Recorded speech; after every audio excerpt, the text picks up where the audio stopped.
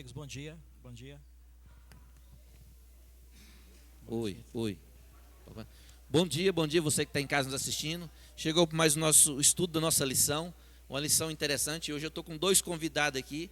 Estou com o Juliano e o Gilberto. Bom dia para vocês. Bom dia, você está em casa. Nós estamos com várias pessoas aqui nos assistindo. Vão mandando os seus comentários, seus joinhas aí, para a gente saber que você está nos assistindo. Bom dia, Davi. Bom dia, Aparecida Batista. Marileuza, bom dia. Cleusa, bom dia. Salomão, bom dia, Salomão.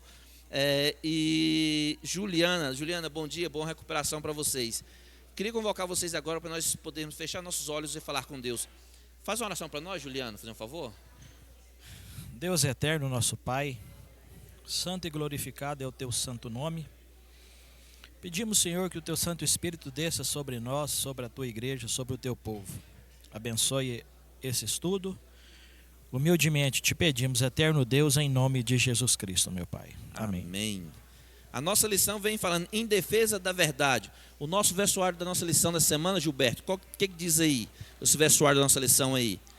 É assim como Moisés levantou a serpente no deserto, assim também é necessário que o Filho do Homem seja levantado, para que todos o que nele crê tenham a vida eterna.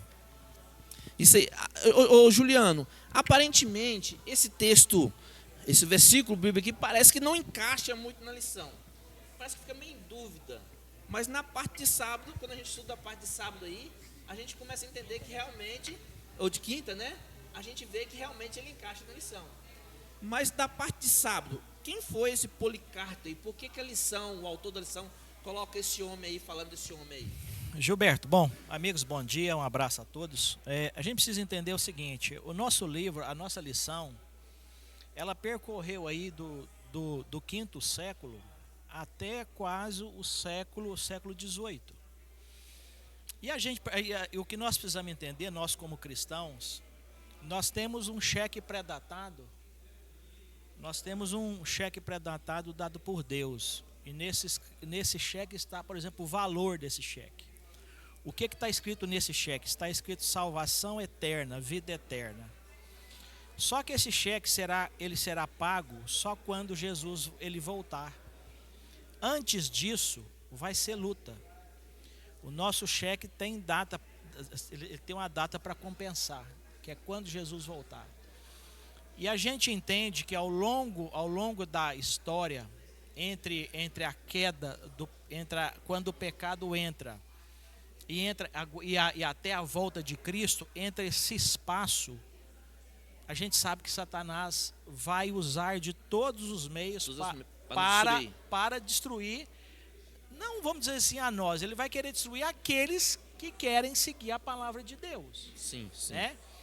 Então, assim, a gente precisa entender isso. E sobre Policarpo, ele viveu no ano 168, um pouco depois de João. Há quem diga, estudiosos o apontam como sendo um discípulo de João.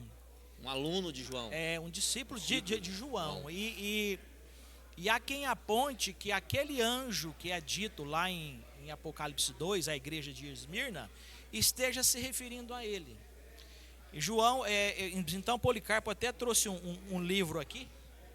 Que livro é esse, Ju? Ele chama O Espelho dos Mártires. O Espelho dos Mártires. E aí, aqui nesse livro, ele fala... Esse livro também encontra na Casa Publicadora Brasileira para comprar. Não, esse é na... E depois eu passo para vocês. Depois você passa para a gente.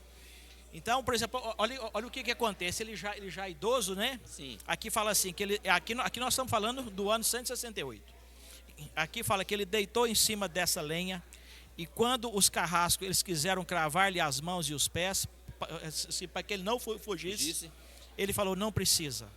Aquele que me dará forças para suportar a dor do fogo, também me dará força para permanecer no fogo. Até o final. Não preciso me prender, tragam a lenha. Aí no final ele ora, a oração é grande, é muito bonita, mas eu não vou ler. Aí no final ele fala assim, ao proferir essa última palavra, que ele fala amém. Aí aqui fala que o carrasco pôs fogo. Quando as chamas já subiam bem altas, todos ficaram admirados ao ver que o fogo não estava fazendo-lhe nenhum mal. Vendo isto, eles pediram ao carrasco que o traspassasse com uma lança. Não se sabe por que motivo, mas ao traspassá-lo, saiu tanto sangue que praticamente apagou o fogo. Foi assim que essa testemunha fiel morreu, na fogueira e pela espada, entrando no descanso dos santos de Deus. Esse aqui foi um dos fiéis. Foi um dos fiéis. Agora, Gilberto, há 86 anos, pregando a palavra de Deus, ele merecia essa morte assim, Gilberto? Ou ele poderia ter falado, não, eu nego a Jesus e preferi viver? O que você acha aí? Dá uma ajuda pra gente nessa aí. A morte dessa forma não merecia, né? Não merecia. Não merecia.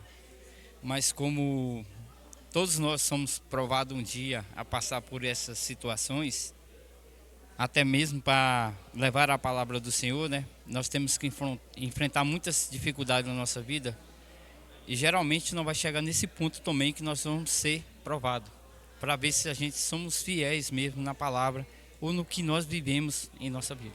Isso aí. Mas aí, Juliano, eu te pergunto, aqui Daniel já escreveu falando dessa profecia e realmente lá em Daniel das 2.300 tardes e manhãs.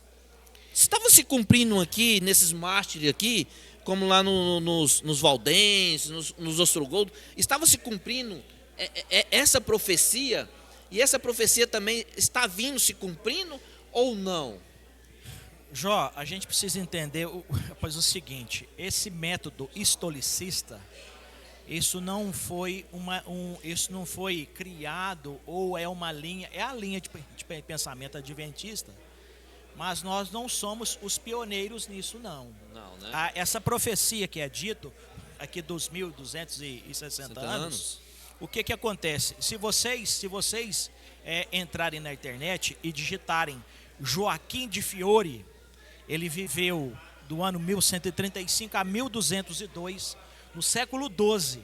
A igreja adventista veio a surgir quase no final do século XIX.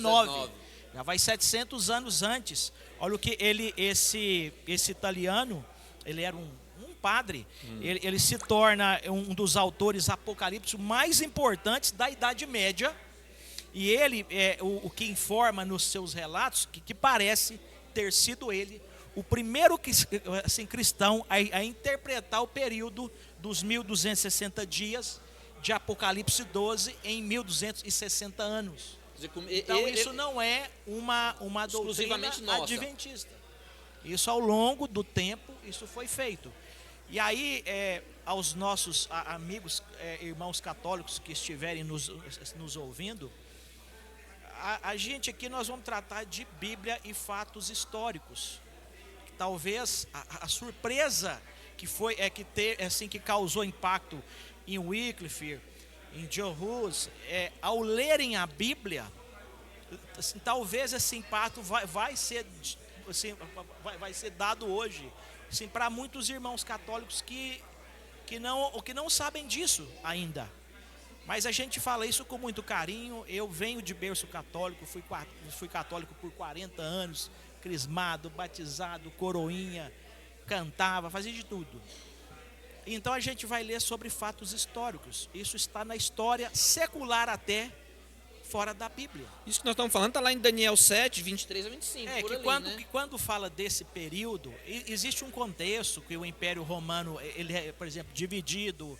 Depois as tribos bárbaras, as 10 tribos, elas começam a invadir o Império do Ocidente. E aí esse império cai.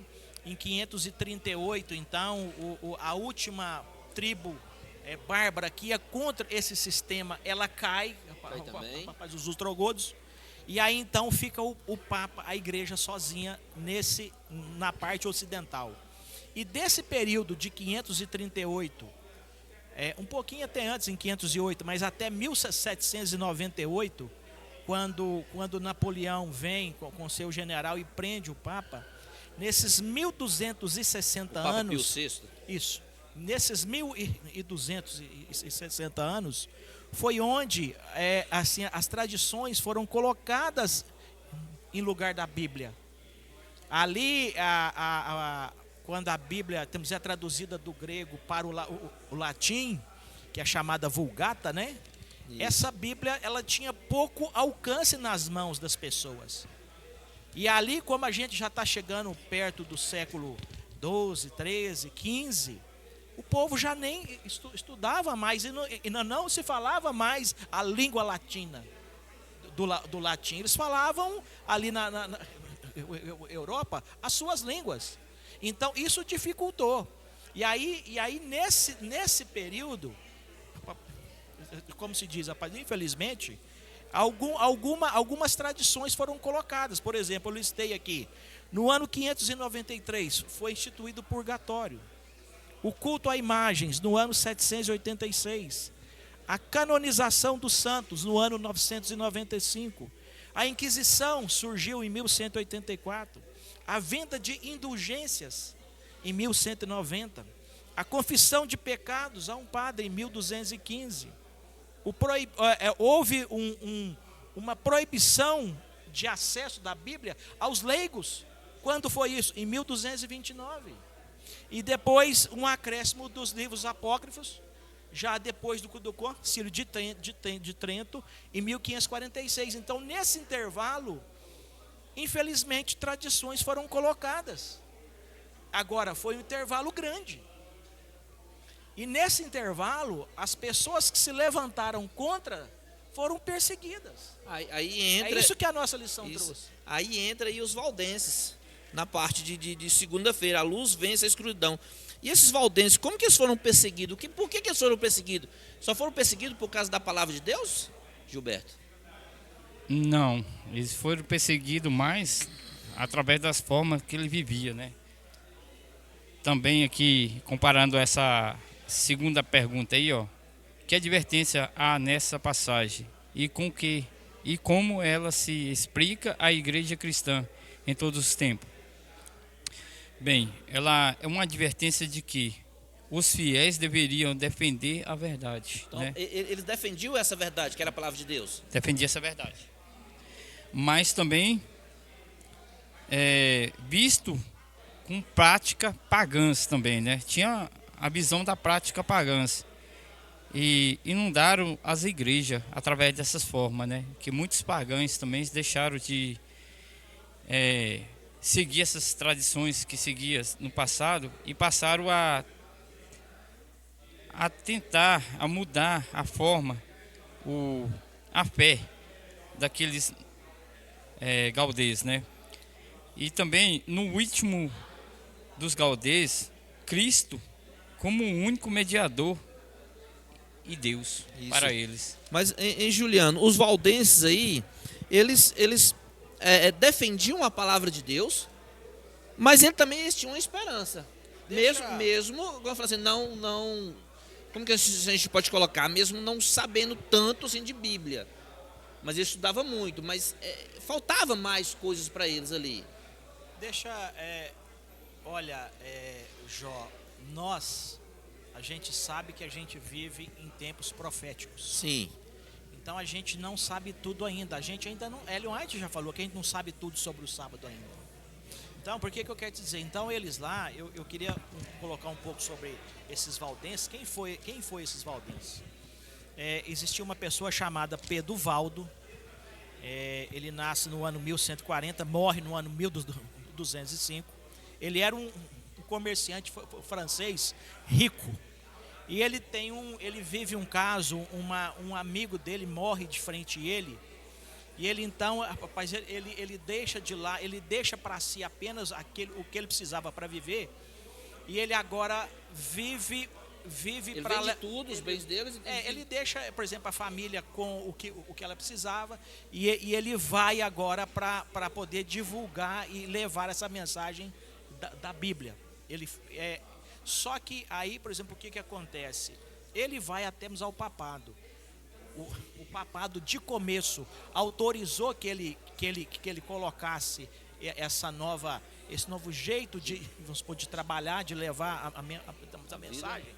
Só que quando, infelizmente, a igreja católica romana vê que o modo operante dele era a Bíblia, eles vão contra.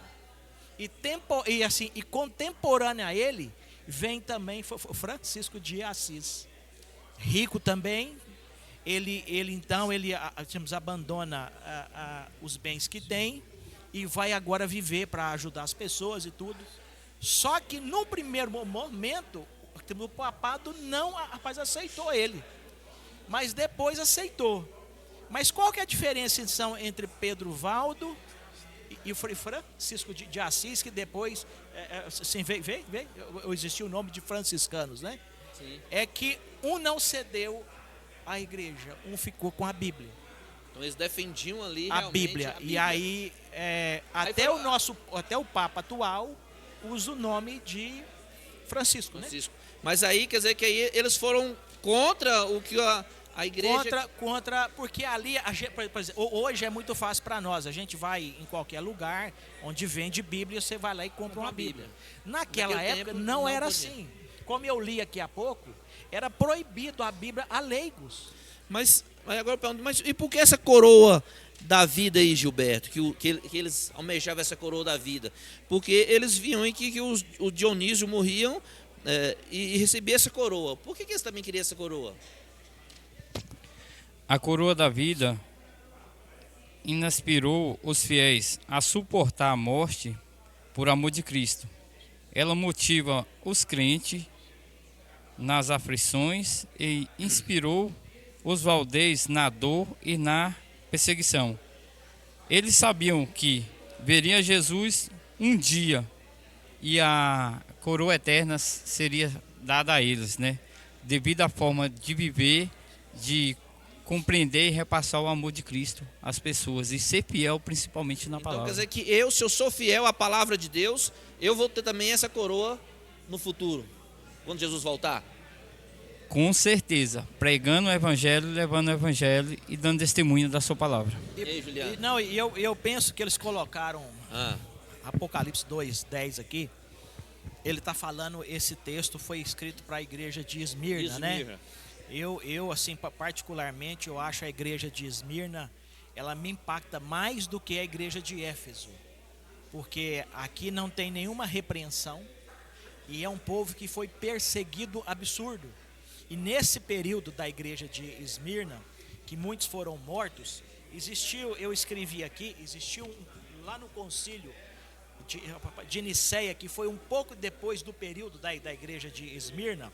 Olha o estado que os cristãos chegam nesse concílio. Porque aqui nesse período, nós temos pagãos, que era o Império de Roma, perseguindo cristãos. Quando a gente vai para a igreja, quando vai para a Idade Média, aí já é cristãos que estão perseguindo cristãos. Há uma diferença aí bem E aí aqui o que ele fala, como é que era o estado dessas pessoas que chegaram lá. Alguns estado físico. Estado físico. Olha aqui, alguns chegaram ali sem olhos, outros sem braços, que foram amputados, e outros com o corpo terrivelmente lesado de diferentes formas. Então eles aplicam essa perseguição que sofreu a Idade Média. O autor da nossa lição, ele volta lá um pouco antes no tempo para dar essa garantia. E serve para nós também. Hoje a gente está aqui, estamos aqui num banco muito bem, tranquilo, né? Mas daqui a pouco, quando chegar de nós não podermos nem comprar e nem vender, nós estaremos fora do sistema. A gente paga a Vivo, ela nos fornece o celular, a linha, né? Sim. Quando a gente for colocado fora disso, nós estaremos fora do mercado. Então, e que Deus nos proteja e nos dê força de vivermos esses momentos. Isso aí. Né? Queria dar um bom dia para o José Wilson também, o Valmir, bom dia, e a Adilene, bom dia, Adilene também. Mas aí... Aí eu tento, o que eu creio também, que a gente deve ser zeloso sobre as doutrinas verdadeiras. Nós precisamos ser zelosos a isso. Agora, eu preciso de coragem para permanecer em pé na pregação do Evangelho? Gilberto? Sim, é importante obedecer a Deus, né? E aos homens. Homens aqui é dito como as pessoas mais sábias, né? E compreender que devemos ser fortalecidos, né, no Senhor e na força do seu poder, levando, pregando o seu evangelho, dando testemunho, sendo conselheiro de Jesus, e para que ninguém não fica sem a sua coroa, no caso, né? Não perca a sua coroa nesse momento. Mas, Juliano, Davi colocou aqui que no nosso estudo aqui de terça-feira tem um errinho aí. Que erro é esse que tem aí? Ah, tá. Não, irmãos, é que aqui quando fala das 3 tribos bárbaras, no nosso guia fala os visigodos, os vândalos e ostrogodos. Só que no lugar de visigodos é Érulos. É Eros, não é isso, Davi? Eros no lugar de visigodos. Isso. Mas aí eu que eu te pergunto, quem eram essas tribos e por que eles também foram perseguidos também? Não, aí o contexto já é um pouco diferente. Que veja bem, nós estamos aí. Eu fiz uma linha do tempo aqui. Quando o Império Romano é dividido, lá no Oriente, esse império ainda permaneceu até 1453. Só que no Ocidente, o Império Romano Ocidental, ele começa a sofrer o ataque das tribos bárbaras.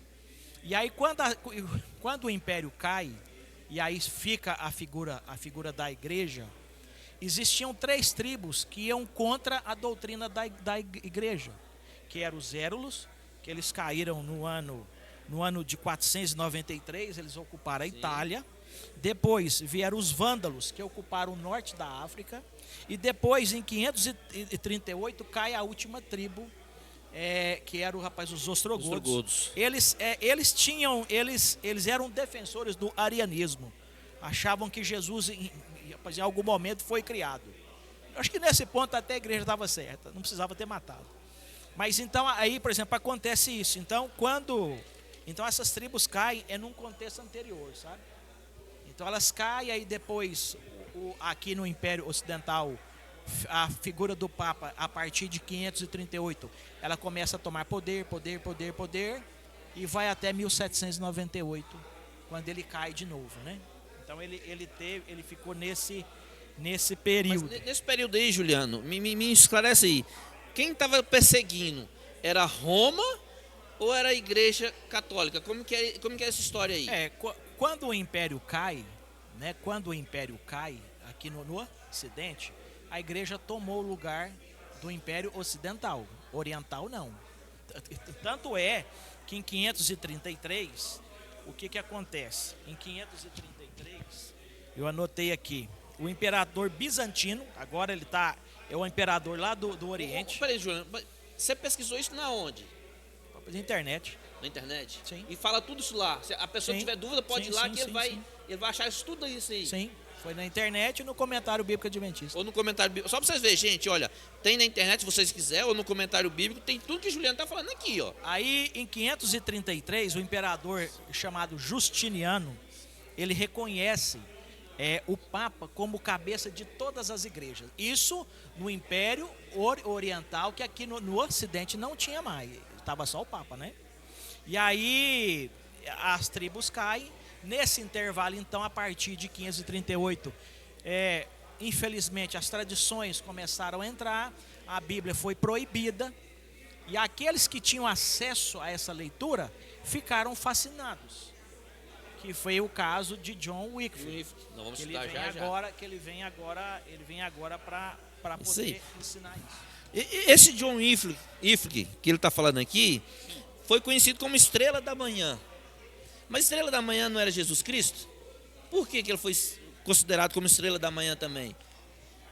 Porque ele tinha uma forma de testemunhar seu poder educador e transformador, né?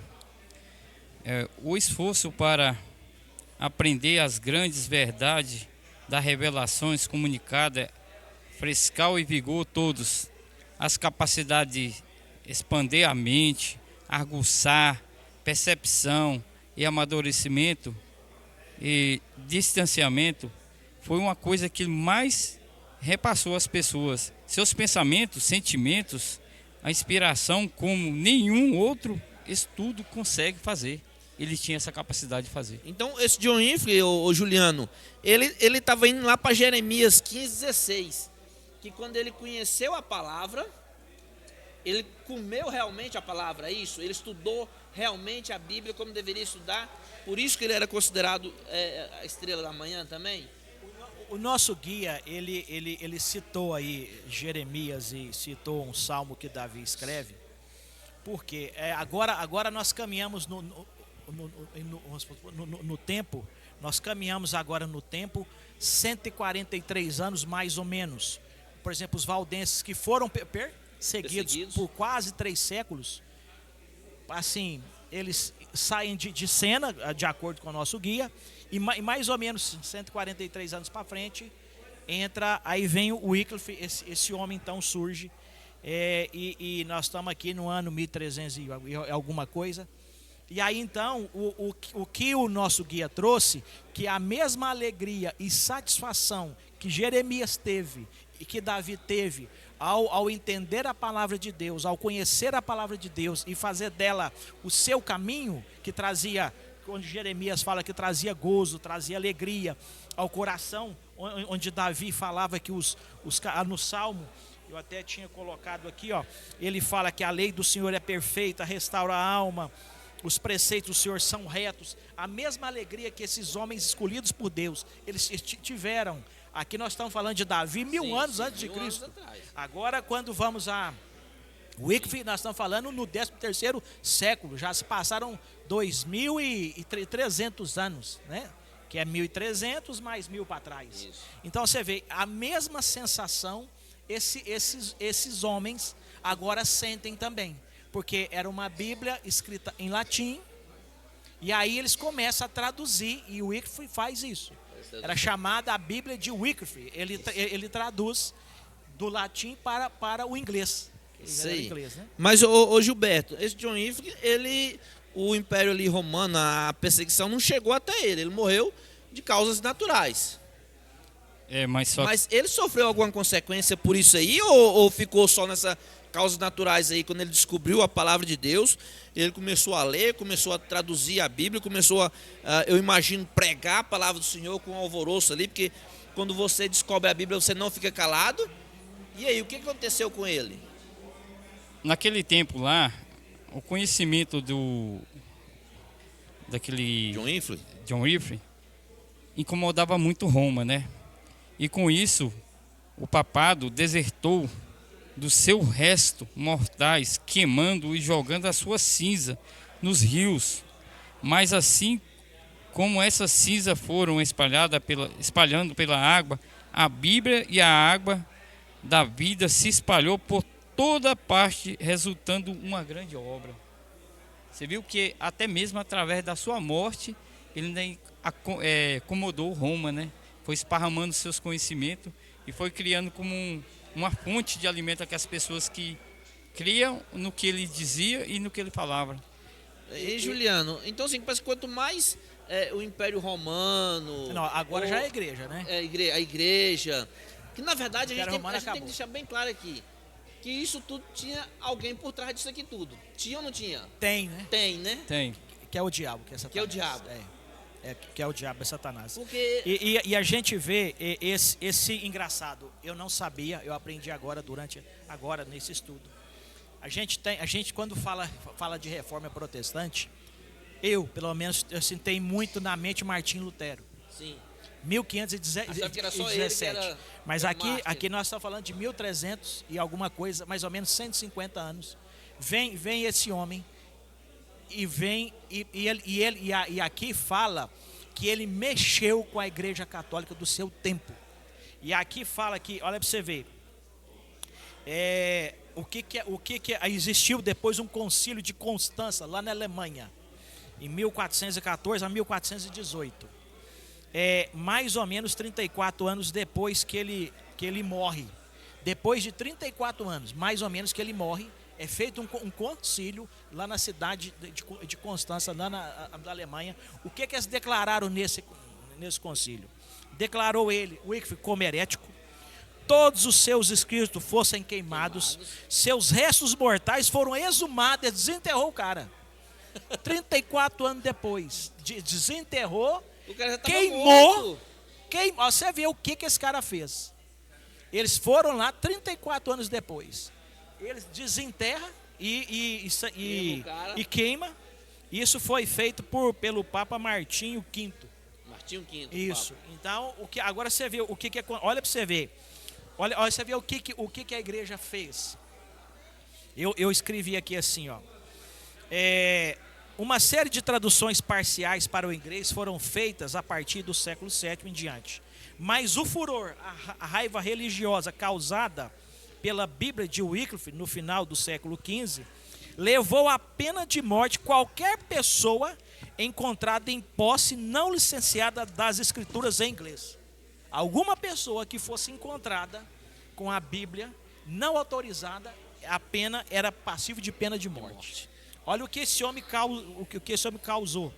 Ele era um homem que estava à frente do seu tempo. E aí eu achava que era só Martim Lutero. Mas aí vem aqui na parte de quinta-feira, depois de ter escutado aí que muitos foram queimados, espedaçados, que você falou aí, chegava sem braço e tal. Aí vem lá na parte de quinta-feira, animados pela esperança. Mas como que eu posso ter animação na esperança, sabendo que todos esses homens, quando pregou a palavra de Deus, foram mortos, Gilberto? E aí? Como que eu posso me encorajar de pregar a palavra de Deus? Vai ser chegado um momento que nós vamos ser chamados a estar entre a espada e o fogo. Né?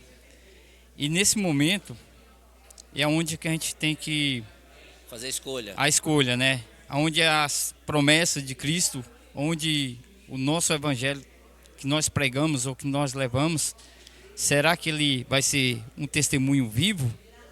E também é considerado uma força de Cristo suficiente para as maiores provações da nossa vida, né? Que nós temos que impor em cima de tudo, acima de tudo, em primeiro lugar, quem é Cristo Jesus, né? E olhando para esse presente também da ressurreição de Cristo, ele simplesmente prometeu uma coisa para nós: a vida eterna, a coroa da vitória, né?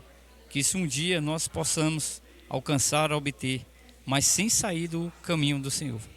Agora, Juliano, mas eu ainda faço a mesma pergunta para você. Animados pela esperança, mas nós vemos aqui que John Hus, ele foi preso, né? Ficou numa cela, numa masmorra, né? Numa masmorra, né? Faz insalubre, com as mãos algemadas, pode dizer, amarradas. Como que esse homem teve tanta força ainda para escrever o que ele escreveu aqui? A gente vê aqui, até foi a pergunta, como os crentes da Idade Média experimentaram a realidade do grande conflito, né? Como é que eles experimentaram? Eles foram perseguidos, eles foram humilhados, mortos e de morte violenta, né? Mas eles tinham essa fé. Como é que é? Animados pela esperança. É o cheque predatado que eu falei, que Paulo falou, que ele fala: daqui a pouco meu sangue já está pronto para ser derramado em libação, mas o justo juiz naquele dia me dará uma coroa. Então você vê esse John Hus, que já era agora um discípulo de Wycliffe, né? Ele já é um discípulo, ele morre queimado vivo e ele morre cantando. E diz que o hino colocar o fogo pelas costas dele, ele não quis aceitar. Isso. Quando o carrasco chega, ele fala: não. Por trás não. Rapaz, pode colocar o fogo pela frente. E diz que ele morre cantando o hino: Jesus, filho de Davi, tenha misericórdia de mim. Depois o nosso guia falou aí de Jerônimo de Praga. Aí agora ele já é o principal discípulo e amigo de Hus.